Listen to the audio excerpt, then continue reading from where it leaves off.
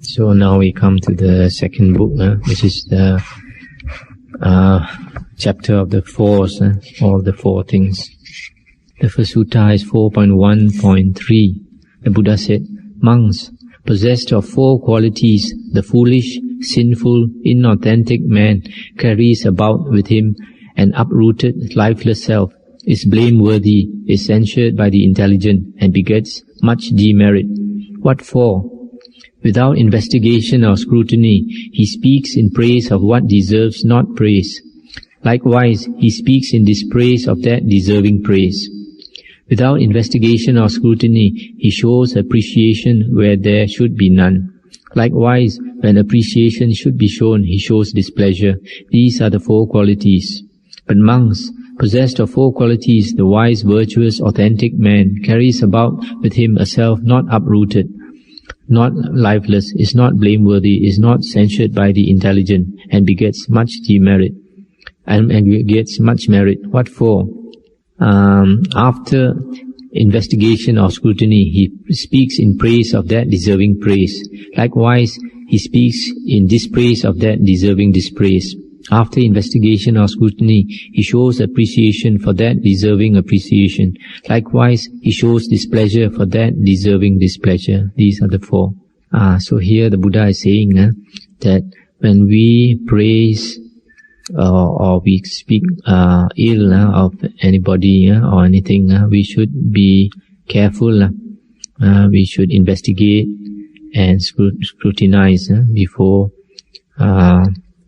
we make some comment like that, especially if it's about certain people, especially if they are virtuous, and we speak ill, and that would create a lot of demerit for us. That's why we have to be very careful. The Buddha said in one of the suttas that whenever we are about to do anything with intention, before, that means creating karma, before we do it, we must be careful and ask ourselves whether that action is going to lead to the harm of ourselves or to others. If it is going to lead to the harm of the self or others, we should not do it. If it is going to lead to the benefit of the self or others, then we can do it. So we have to consider before we act. And then during our action itself, again, we should consider. And even after our actions, again, we should consider, reflect on whatever actions we have done, whether it created any harm, any suffering to anybody else or to ourselves, or whether it benefited. So we have to be careful of our actions. 4.1.4. The Buddha said, "Monks, by wrong conduct towards four persons, the foolish, sinful, inauthentic man carries about with him an uprooted, lifeless self, is blameworthy, is censured by the intelligent, and begets much demerit. Who are the four? Monks, it is by wrong conduct towards mother, father, a Tatagata, and a Tathagata's disciples that the foolish, sinful, inauthentic man begets much demerit. But monks, by right conduct towards these same four persons, the wise, virtuous, authentic man carries about with him a self not uprooted, not lifeless. He is not blameworthy. He begets much merit." Sutta refers to four persons. Sometimes they are called the four fields of merit, and also the four fields of demerit. That is our parents, and then the Buddha himself, and then the Buddha's disciples. That means monks and nuns. You see, the Buddha is already not in the world, so we can forget about our conduct towards the Buddha. But our parents, especially, for a lot of people, sometimes if we neglect our parents, or we are unfilial, we don't do our duty towards our parents, and after they pass away, then we feel a lot of remorse. It gives us a lot of pain. So if we provide for our parents and look after them well, and after they pass away, it will bring us a lot of joy. So towards the Buddha's disciples, monks and nuns, also we have to be careful, especially if we intend to speak anything ill about monks or nuns. We have to consider very carefully. And so these are the 4 fields of merit and the 4 fields of demerit also. Now the next sutta is 4.1.7. The Buddha said, monks, these 4 who are accomplished in wisdom, disciplined, confident, deeply learned, Dhamma bearers, who live according to Dhamma, these 4 illuminate the order, Sangha. Which 4? A monk who is accomplished in wisdom, disciplined, confident, deeply learned, Dhamma bearer, who lives according to Dhamma, illuminates the order, or Sangha. A nun who is accomplished in wisdom, disciplined, confident, etc., illuminates the order. So also a male lay disciple who is accomplished in wisdom, disciplined, confident, deeply learned, etc. And the 4th one is a female lay disciple who is accomplished in wisdom, disciplined, confident, deeply learned, etc. These are the 4 who, being accomplished in wisdom, disciplined, confident, deeply learned, Dhamma bearers, living in accordance with Dhamma, illuminate the order. This is one sutta where we find that the Sangha refers not only to monks and nuns, but also to male lay disciples and female lay disciples.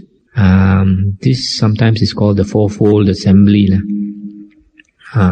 So for example, when we take refuge in the Sangha, sometimes, as you have listened earlier, sometimes when we take refuge with the Sangha, we find that it refers to the Bhikkhu Sangha, as you have heard some of the earlier suttas, where the lay people in the presence of the Buddha, they say they take refuge in the Buddha, the Dhamma and the Bhikkhu Sangha. And sometimes the Sangha refers to this fourfold assembly, and is also explained as the 8 Aryas, 8 types of Aryas. Next sutta is 4.2.13. The Buddha said, monks, there are these 4 right efforts. What 4? Herein a monk generates desire for the non-arising of evil, unprofitable states that have not yet arisen. He makes an effort, sets going energy. He lays hold of and exerts his mind to this end. He generates desire for the abandoning of evil, unprofitable states that have arisen. He makes an effort, sets going energy, etc. And then the 3rd one, he generates desire for the arising of profitable states not yet arisen. He makes an effort, sets going energy, etc. Then the 4th one, he generates desire for the persisting, for the non-confusion, for the cultivation, for the increase, development and augmentation of profitable states that have arisen. He makes an effort, sets going energy, lays hold of and exerts his mind to this end. These monks are the 4 right efforts. And this sutta is talking about samappadana, the 4 right efforts, which is one of the factors of the Aryan Eightfold Path. And the first one is to not to allow evil, unprofitable states that have not yet arisen to arise. This unprofitable, the word is a translation of akusala. Akusala is unprofitable or unskillful. States is dhamma. Sometimes you can say thoughts also, anything that comes up in the mind that is unprofitable, evil, unskillful, that leads to suffering, leads to remorse. If they have not arisen, we should not allow it to arise. Then the second one, if it is already arisen, evil, unprofitable states that have already arisen, then we should abandon it. That's why we have to always observe our mind. And the third one is, if profitable states have not arisen in our mind, then we generate these profitable states in our mind. Like for example, energy, diligence, earnestness, the desire to practice the spiritual teachings. And the fourth one, if the profitable states have already arisen, then we should develop it and augment it and cultivate it so that it develops even further. These are the 4 right efforts, Samapadana. Then the next sutta has a little to do with it, is 4.2.14. Monks, there are these 4 efforts. What for? The effort to restrain, the effort to abandon, the effort to generate, and the effort to nurture. And of what sort, monks, is the effort to restrain? Herein a monk, seeing an object with the eye, does not grasp at its general features or its details, inasmuch as coveting and dejection, evil unprofitable states, might flow in upon one who dwells with his eye faculty unrestrained. He applies himself to such restraint, sets a guard over the eye faculty, wins the restraint thereof. Hearing a sound with the ear, or smelling an odor with the nose, or tasting a flavor with the tongue, or with body contacting tangibles, or with mind cognizing mental states, he does not grasp at the general features or at the details. Inasmuch as coveting and dejection, evil states might flow in upon one who dwells with his faculties unrestrained, he applies himself to such restraint, wins restraint thereof. This, monks, is called the effort to restrain. I'll just stop here for a moment to explain. This passage is about a practice in certain places called Indriya Samvara, sense restraint. Certain places is also called Indriyesu Gutta Dwara, guarding the doors of the senses. Because if we practice the spiritual path, and especially if we are interested in meditation, we should not be concerned so much with the external world. The Buddha said always that we should dwell on our mind and on our body, the nature of our body, and on our mind. And the 4 stations of Satipatthana also basically is the body and mind. If we allow our attention to go out to the objects of seeing, objects of the eye, or objects of sight, and objects of hearing, that means sounds, or smells, or taste, touch and thoughts. The Buddha said these are Mara's playground, Satan's playground. If we go out into these 6 sense doors, we are likely to be caught by Mara, the Buddha said. Because if you see anything and if you are attracted by it, and then feelings arise and perception, etc., and then you think about it, and then the chances of evil, unprofitable states arising are great. That's why we, if we are interested in meditation, we try not to be. This passage says does not grasp.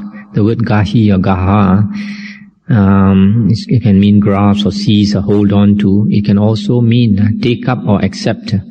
So in other words, we don't see the general features and the nimitta or the details of it. And I go a bit faster, and then the Buddha says, and of what sort, monks, is the effort to abandon? Herein a monk does not admit sensual thought that has arisen, but abandons it, expels it, makes an end of it, drives it out of renewed existence. So also with regard to malign and cruel thought that has arisen, he does not admit evil, unprofitable states that arise from time to time. He drives them out of renewed existence. This, monks, is called the effort to abandon. And of what sort is the effort to generate or create? Herein a monk generates the factor of enlightenment, that is mindfulness or recollection, sati, that is based on seclusion, on dispassion, on cessation, that ends in self-surrender. He generates the factor of enlightenment, that is investigation of Dhamma, the factor of enlightenment, that is energy. He generates the factor of enlightenment, that is delight, piti, that is tranquility, that is concentration, that is equanimity, based on seclusion, on dispassion, on cessation, that ends in self-surrender. This, monks, is called the effort to generate or create. And of what sort, monks, is the effort to nurture or develop? Herein a monk nurtures the favorable concentration sign, the perception of the skeleton, the perception of the worm-eaten corpse, of the discolored corpse, of the fissured corpse, the perception of the inflated corpse. This is called the effort to nurture. These then, monks, are the 4 efforts. So here these 4 efforts, the first one, the effort to restrain, it also has got to do with the earlier sutta, restraining of non-arising of evil, unprofitable states. The second one, the effort to abandon, has also got to do with abandoning evil states that have arisen. And the third one, the effort to generate or create, that means profitable states. He allows them, if they have not come up, we generate them, create them. And the fourth one, mature or develop profitable states that have already arisen. We develop them further. That means the sign of the meditation, sign of concentration, the perception of the skeleton, of the corpse, etc.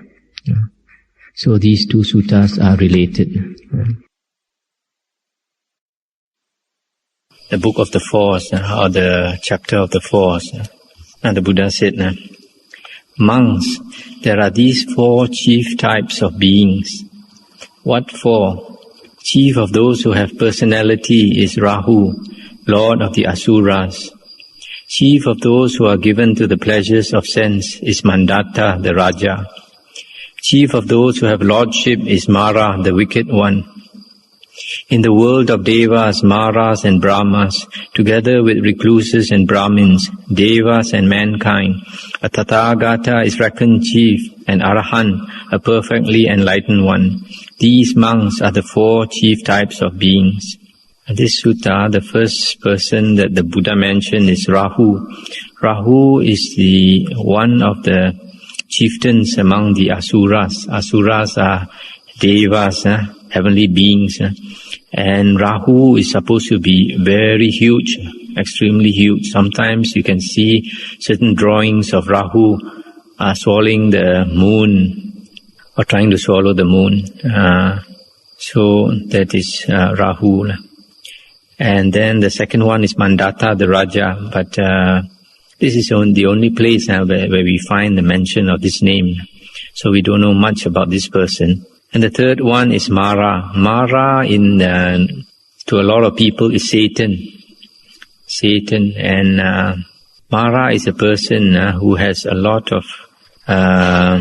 a lot of power.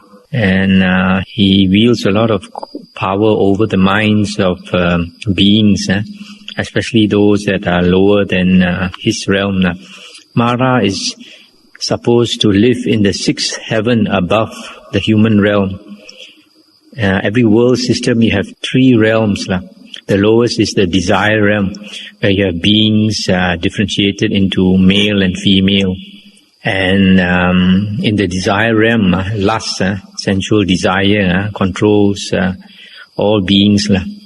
And in the desire realm, the highest heaven is Satan. He stays in the highest heaven, but he's not the chief there. There are other chieftains. He's one of the chieftains there. And then the second realm in every world system is the form realm, where beings have heavenly beings with very fine form. In fact, because they have such good control over their minds, they are supposed to have meditated and attained concentration, strong concentration. Then only they can be reborn there. That means they have attained the jhanas, what we call the jhanas. They have attained one-pointedness of mind. So those beings in the form realm, they give off a lot of light. And because the mind is so strong, they can change themselves into a form with the body. So like, for example, Mahabrahma, sometimes he goes to visit Sakadeva Raja, the second heaven above us. And when he comes, they can see him like a ball of light coming from a distance very fast. And then they stand up in respect. And then when he arrives there, he changes into a form of like them, with a human form, Normally appears like a young boy, and then he'll speak to them. Then the third realm is the formless realm, where the beings are supposed to be formless. Or sometimes it's interpreted is that their form is so fine that they are almost like formless. And Mara is supposed to be so powerful that there is a sutta where the Buddha went to visit the Brahmas. Brahmas are high beings, very high heavenly beings, and the Buddha is trying to teach them But Mara was trying to control their minds of some of them so that they would not listen to the Buddha. That's how powerful Mara is. And the fourth one is the Buddha and Arahant.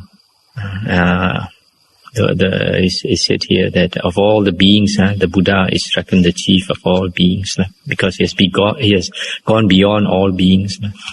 Later we'll look at other suttas and understand that. And the next sutta is 4.3.22. On a certain occasion, monks, I myself was staying at Uruvela on the bank of the river Naranjara under the goat herd's banyan, just after I had become perfectly enlightened. Then monks, a great number of Brahmins, broken down, old men, aged, far gone in years, who had reached life's end, came to visit me where I was. On reaching me, they greeted me courteously, and after the exchange of greetings and courtesies, sat down at one side. As they thus sat, monks, those Brahmins said this to me: "We have heard it said, Master Gotama, that Gotama the recluse pays no respect to, does not rise up in the presence of, does not offer a seat to Brahmins who are broken down old men, aged, far gone in years, who have reached life's end. Inasmuch, Master Gotama, as the worthy Gotama does none of these things, it is not the proper thing to do, Master Gotama." Then monks, I thought to myself, in truth, these reverend ones understand not either the elder or the things which make an elder. Though a man be old, monks, 80 or 90 or 100 years of age, yet if he be one who speaks out of due season, who speaks things untrue and unprofitable, things contrary to Dhamma, doctrine, and contrary to Vinaya, discipline, if he be one who utters words unworthy to be treasured in the heart, words unseasonable and devoid of reason, words undiscriminating and not concerned with welfare, then that one is reckoned just a foolish elder. Though a man be young, monks, a youth, a mere lad, black-haired and blessed with his lucky prime, one in the first flush of life, if he be one who speaks in due season, who speaks things true and profitable, things according to Dhamma and Vinaya, if he be one who utters words worthy to be treasured in the heart, words seasonable, reasonable, discriminating and concerned with welfare, then that one is reckoned a wise elder. Now monks, there are these four things which make the elder. What for? Herein a monk is virtuous, perfect in the Patimokkha precepts, restrained with the restraint of the Patimokkha, perfect in the practice of right behavior, seeing danger in the slightest faults. He undertakes and trains himself in the training of the precepts. He is learned, is replete with learning, is a hoard of learning. Those doctrines which, lovely at the beginning, lovely in the middle, lovely at the end, both in the meaning and the letter of them, which preach the utterly fulfilled, the perfectly purified way of the holy life. Such doctrines are much heard by him, borne in mind, repeated aloud, pondered over, and well penetrated by his vision. The four stages of jhana, sometimes translated as mental absorption, I prefer like states of mental incandescence. The four stages of jhana, which are of the clear mind, which are concerned with the happy life in this very world, these he wins easily, without effort. By the destruction of the asavas in this very life, thoroughly understanding the release by mind, the release by wisdom, he realizes it, attains it, and dwells therein. These monks are the four things which make the elder. In this sutta, we find the Buddha is trying to define what is an elder. What is an elder? Elder is one who is worthy of respect, is considered worthy of respect. And so the Buddha said, it's not because a man is old that he's worthy of respect. If he speaks words which are not profitable, which are not valuable, which are untrue, etc., then he's just a foolish old man. But The Buddha said, 4 things make an elder, 4 things make a monk worthy of respect. The first one is virtue, that monk is virtuous. That's the first one. And the second one, he has much learning. Has very much learning. That means learning of the Dhamma, the teachings. And the third one, he has attained the 4 jhanas, 4 stages of concentration. And the last one, he has destroyed the asavas. That means he has gone out of the cycle of rebirth. He has become an arahant. So these are the 4 things. The first one, you find sila is always very important. Sila is moral conduct. And it is the foundation of the holy life, of the spiritual path of a virtuous man. Moral conduct. Without moral conduct, you can't progress. There are some foolish people who think they want to practice only wisdom, and they think all the other things like keeping the precepts, doing charity, learning the Dhamma are not important. But you cannot make any progress without all these supporting conditions. For example, the Mangala Sutta is a very good sutta where it mentions all the different ways of attaining blessings. Sila is one of them, Dana is another, much learning, Bahusacha is another, visiting monks who know the Dhamma to discuss the Dhamma, and studying the Dhamma and discussion of Dhamma, etc. All these are foundations of the spiritual path which aid us to progress. And you see, the second factor mentioned here is much learning.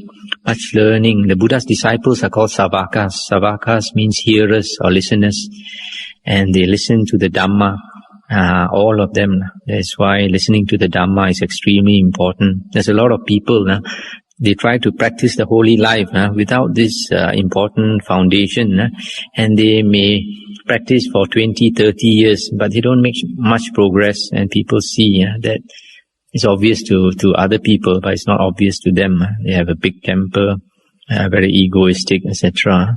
So, much learning of the Dhamma is very important. That's why you find the Buddha's disciples were enlightened.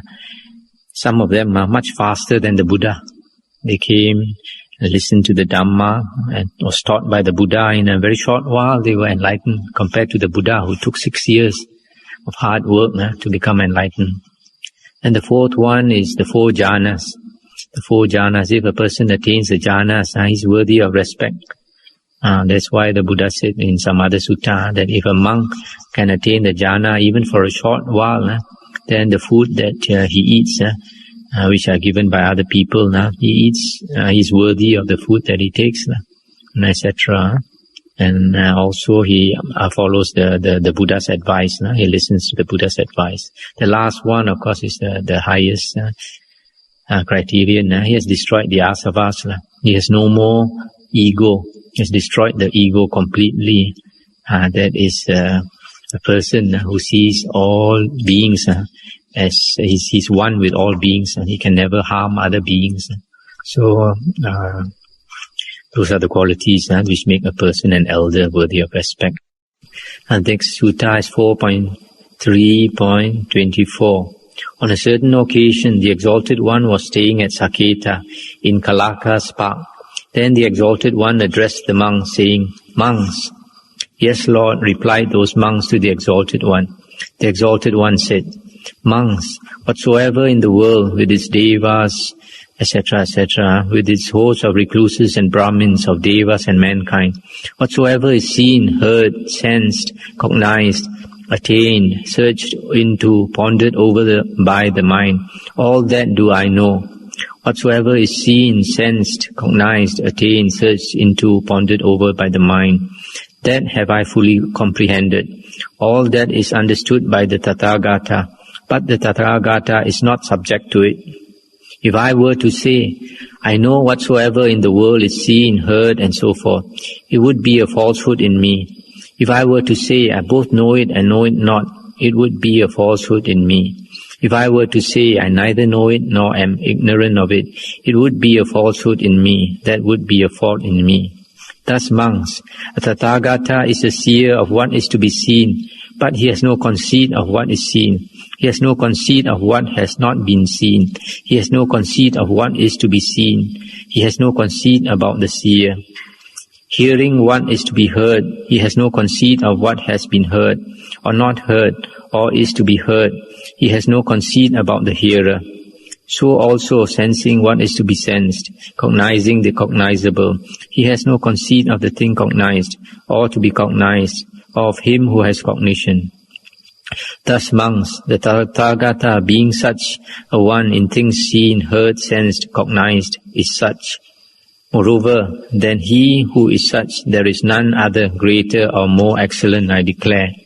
This is the end of the sutta. This is one of the suttas which is a bit deep and it's not easily understood because the state of a Buddha, of an enlightened being,